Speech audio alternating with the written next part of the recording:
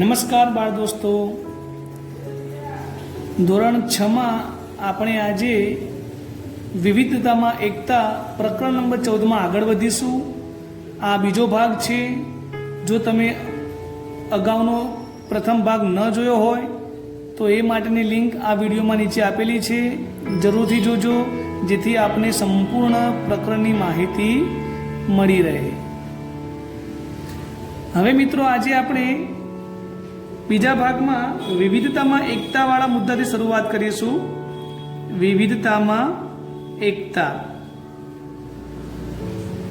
બાળ દોસ્તો, આપણા ભારત દેશની અંદર આપણે અગાઉ વાત કરી તેમ ઘણા બધા ધર્મ, ભાષા, જાતિ, જ્ઞાતિ અને વિવિધ બોલી બોલતા લોકો રહે છે. છતાં પણ આ બધામાં જોવા જઈએ તો એક પ્રકારની એકતા દેખાય છે.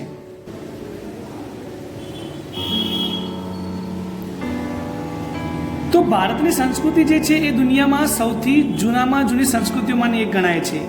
એટલે કે ભારતની સંસ્કૃતિ વિશ્વની એટલે કે દુનિયાની પ્રાચીનતમ એટલે કે જૂનામાં જૂની સંસ્કૃતિઓમાંની એક છે.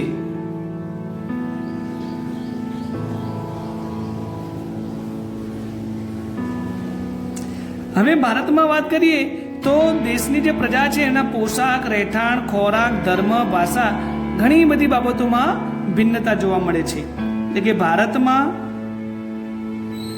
પોશાક, ખોરાક, રહેઠાણ, ધર્મ, ભાષા, તહેવારો અને રીત રિવાજો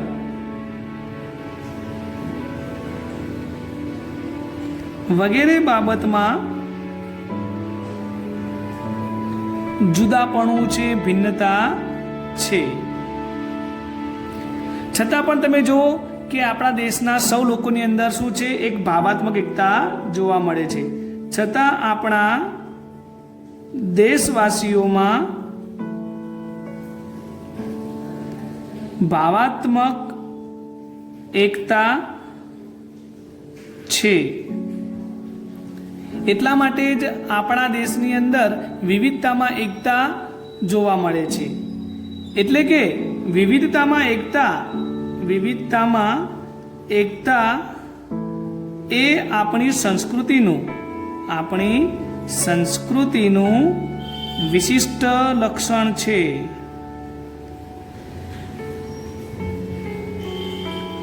તમે જો બાળ દોસ્તો કે ભારતની અંદર ભલે અલગ અલગ ધર્મ પાળનારા લોકો, અલગ અલગ ભાષા બોલનારા લોકો, અલગ અલગ જાતિના લોકો રહેતા હોય, પરંતુ સૌ કોઈને આપણા દેશ માટે એક સરખો પ્રેમ છે, એક સરખો સન્માન અને ત્યાગની ભાવના રહેલી છે. એટલે કે દેશમાં બધાના મનમાં એક સરખી પ્રેમ, લાગણી અને સન્માનની ભાવના છે. અને આ ભાવનાને લીધે શું થાય છે, આપણા દેશની અંદર રાષ્ટ્રીય એકતા આવે છે. તેથી જ તો દેશમાં રાષ્ટ્રીય એકતા જોવા મળે છે.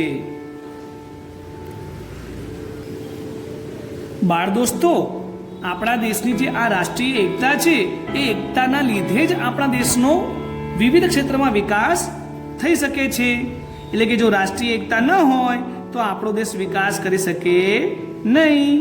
તેથી કહી શકાય કે રાષ્ટ્રીય એકતાથી જ દેશનો આર્થિક વિકાસ થાય છે, દેશનો સામાજિક વિકાસ શક્ય બને છે અને દેશનો ઔદ્યોગિક વગેરે વિકાસ થાય છે. શું બાળ દોસ્તો તમને ખબર છે કે આપણો દેશ વર્ષો પહેલા જ્યારે ગુલામ હતો ત્યારે અસંખ્ય જાતિ, ધર્મ, ભાષા બોલનારા આ વિવિધ લોકોએ સૌ કોઈ સાથે મળી અને દેશને આઝાદી અપાવી હતી. આઝાદીની લડતમાં સૌ કોઈ સાથે મળીને લડ્યા હતા. સૌ કોઈ ધર્મ, નાત, જાતના ભેદભાવને ભૂલી ગયા હતા અને આપણા દેશમાં જે એકતા છે એ એકતાના દર્શન કરાવ્યા હતા. એટલે કે દેશની આઝાદીની લડતમાં સૌ કોઈ જાતિ કે ધર્મ કે ભાષા તેમજ પ્રદેશ વગેરે ભેદભાવો ભૂલીને સાથે રહીને લડ્યા હતા અને એક અનોખી જ રાષ્ટ્રીય એકતાના દર્શન કરાવ્યા હતા.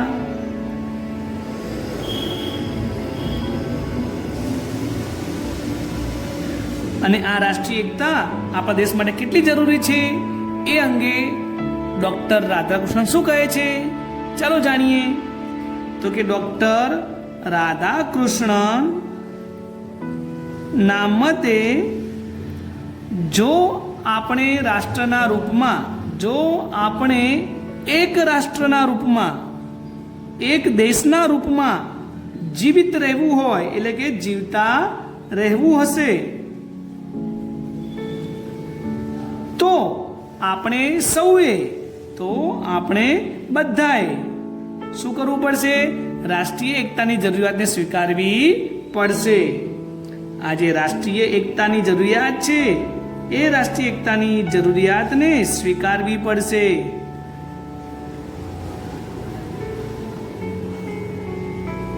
તો જ આપણો દેશ એક દેશના રૂપમાં, એક રાષ્ટ્રના રૂપમાં જીવિત રહી શકશે. બાળ દોસ્તો, શું તમને ખબર છે કે આપણા ભારતની અંદર બધા જ ધર્મ, જાતિ, જ્ઞાતિ, ભાષા વગેરેનો સમન્વય થયો છે અને એટલા માટે આપણી ભારતીય સંસ્કૃતિ કેવી કહેવાય છે? ભાતીગળ સંસ્કૃતિ કહેવાય છે. એટલે કે આપણા દેશમાં જુદા જુદા ધર્મ, ભાષા, જાતિ, પ્રજાતિ, સંસ્કૃતિ વગેરેનો સમન્વય થયો છે. સમન્વય થયો એટલે જોડાવું, સમન્વય થયો છે. તેથી ભારતની સંસ્કૃતિ કેવી કહેવાય છે? તેથી ભારતીય સંસ્કૃતિ ભાતીગળ સંસ્કૃતિ કહેવાય છે.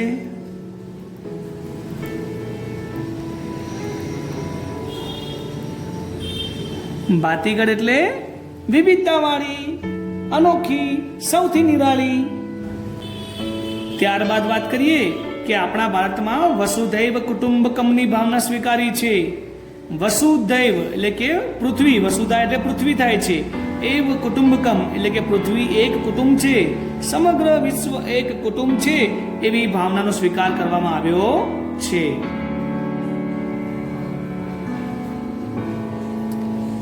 ભારતે હંમેશા સર્વ ધર્મ સંભાવની ભાવના સ્વીકારી છે.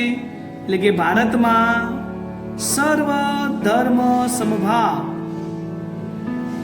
મિત્રો, સર્વ ધર્મ સંભાવ કોને કહેવાય? એટલે કે દરેક ધર્મ પ્રત્યે સરખો ભાવ, દરેક ધર્મ પ્રત્યે એક સમાન કે એક સરખો ભાવ. આપણા દેશમાં ક્યારેય કોઈ એક ધર્મને ચડિયાતો કે કોઈ એક ધર્મને ઉતરતો બતાવવામાં આવતો નથી. દરેક ધર્મને એક સરખો ગણવામાં આવે છે. તો આપણા દેશમાં સર્વ ધર્મ સંભાવની ભાવના પણ સ્વીકારી છે. અને એટલા માટે તો ભારતનું એક લક્ષણ તમને ખ્યાલ જ હશે કે ભારત દેશ બિન સાંપ્રદાયિક દેશ છે. ભારત કોઈ એક ધર્મનો દેશ નથી. ભારતમાં ક્યારે માત્ર હિન્દુ ધર્મ, મુસ્લિમ ધર્મ, ખ્રિસ્તી ધર્મ કે જૈન ધર્મ એવા કોઈ એક ધર્મને મહત્વ આપવામાં આવતું નથી. મિત્રો, મુદ્દો આપ્યો છે અહીંયા વિવિધતા અને સમાનતાના પ્રયાસો. શું તમને ખબર છે કે ભારતમાં આપણે ઉપર જોઈ એ સિવાયની ઘણી બધી વિવિધતાઓ રહેલી છે અને એ વિવિધતાના કારણે દેશમાં ઘણી બધી જગ્યાએ અસમાનતા અથવા તો ભેદભાવ જોવા મળે છે. અને એટલા માટે આપણે શું કરવું પડે છે? સમાનતા માટેના પ્રયાસો કરવા પડે છે. જ્યારે કોઈ પણ પ્રકારની બાબતમાં ભેદભાવ અથવા તો અસમાનતા હોય તો આપણે આ અસમાનતા અને ભેદભાવને દૂર કરવા પડે છે અને દૂર કરીને શું કરવું પડે છે? સમાનતા લાવવી પડે છે. એટલે કે સમાનતા લાવવા માટેના પ્રયાસો કરવા પડે છે. તો ચાલો આપણે જાણીએ કે આપણા દેશમાં કેવી કેવી વિવિધતા અથવા તો ભેદભાવ જોવા મળે છે. તો જો બાળકો, પ્રથમ તો વાત કરીએ આપણે કે આપણા દેશની અંદર અમીર ગરીબના ભેદભાવ જોવા મળે છે. એટલે કે ભારતમાં આ બધી જે વિવિધતા છે એ વિવિધતાને લીધે કેટલાક ભેદભાવ જોવા મળે છે.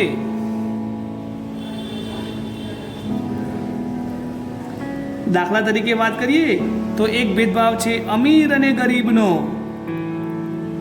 બીજો ભેદભાવ છે સાક્ષર અને નિરક્ષરનો.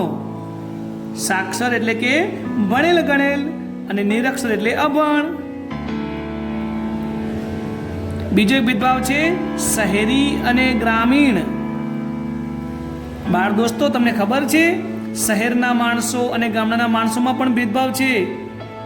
એવી રીતે અભણ અને ભણેલા માણસોમાં પણ ભેદભાવ છે અને અમીર ગરીબમાં પણ ઘણા બધા ભેદભાવ જોવા મળે છે.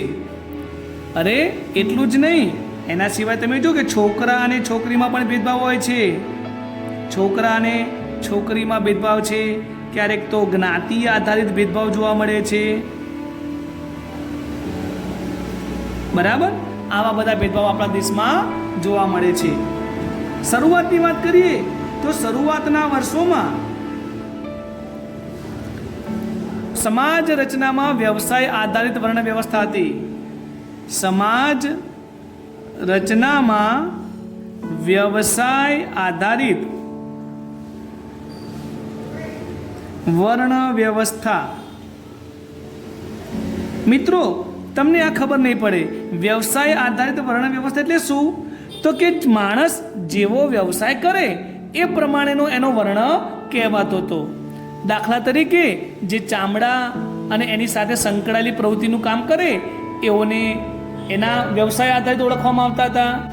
જે લોકો માટી અને એની સાથે સંકળાયેલા વ્યવસાયોમાં જોડાયેલા હોય તો એ લોકોને એ પ્રમાણે ઓળખવામાં આવતા હતા. દાખલા તરીકે કુંભાર, લુહાર, સુથાર, સોની, મોચી વગેરે. હવે આ વ્યવસાયના કારણે શું થયું કે કેટલાક સમુદાયના લોકો પછાત રહી ગયા અને કેટલાક લોકો આગળ નીકળી ગયા.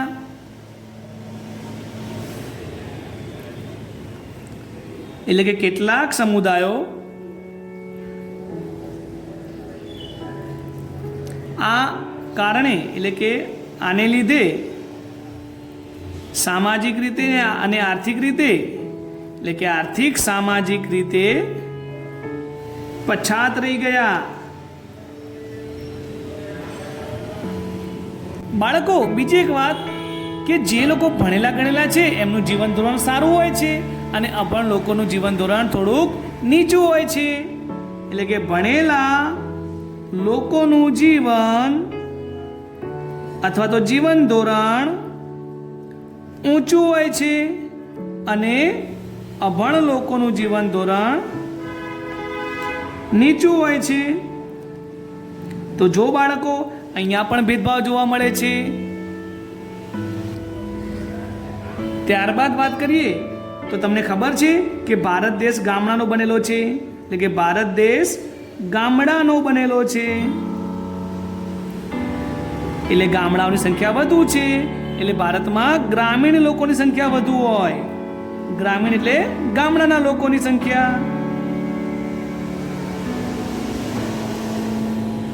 શહેરીની સંખ્યા કેવી હોય છે? શહેરી લોકોનું પ્રમાણ ઓછું હોય છે.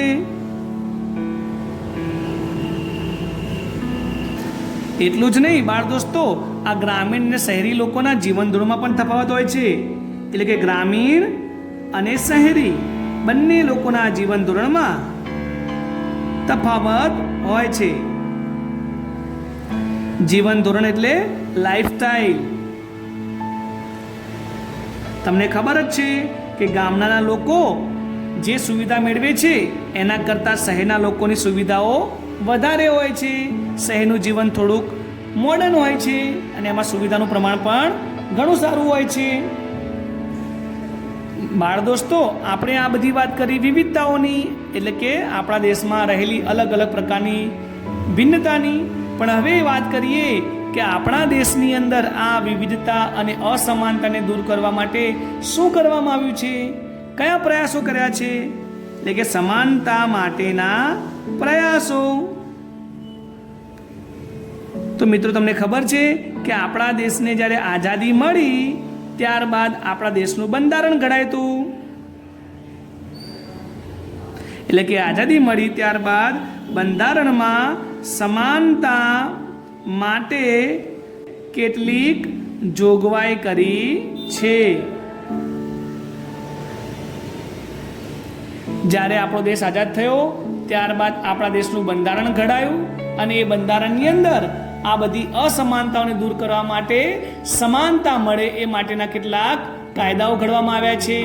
અને આ માટે એક કાયદો છે સમાનતાનો કાયદો, એટલે કે સમાનતાનો હક આપણને આપવામાં આવ્યો છે.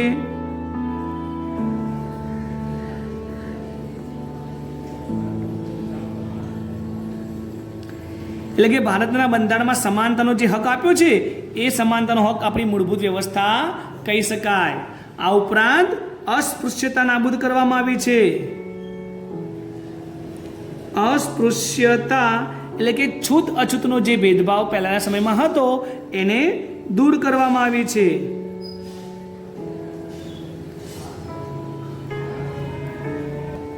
આ ઉપરાંત વાત કરીએ તો કે અમીર ગરીબ, ઊંચ નીચ બધા જ પ્રકારના ભેદભાવ ભૂલી અને બધા જ બાળકોને એક સમાન શિક્ષણ મળે એ માટે મફત અને ફરજિયાત શિક્ષણ દાખલ કરવામાં આવ્યું છે.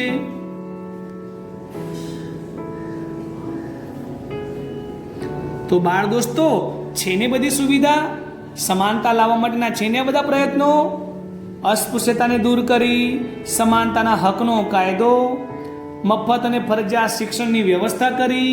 તો આ બધી વ્યવસ્થાના લીધે આપણા દેશમાં સમાનતા લાવી શકાય છે. બાળ દોસ્તો, સૌ કોઈનો એક સાથે વિકાસ થાય એ માટે પણ આપણા દેશમાં વ્યવસ્થા કરી છે. એટલે વાત કરીએ કે લોકોના સામૂહિક વિકાસ માટે, લોકોના સામૂહિક વિકાસ માટે ગ્રામ્ય સડકો બનાવી છે. ગ્રામ્ય સડકો, પ્રાથમિક આરોગ્ય કેન્દ્રો, પ્રાથમિક આરોગ્ય કેન્દ્રો, વીજળી, પીવાના પાણીની સુવિધા,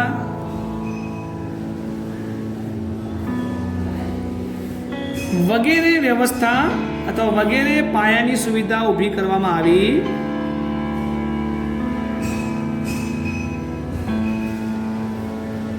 તો આ બધી પાયાની સુવિધાનો લાભ સૌ કોઈને એક સાથે ભેદભાવ વગર મળે છે, જેનાથી આપણા ત્યાં ભેદભાવ દૂર કરી અને સમાનતા લાવી શકાય છે.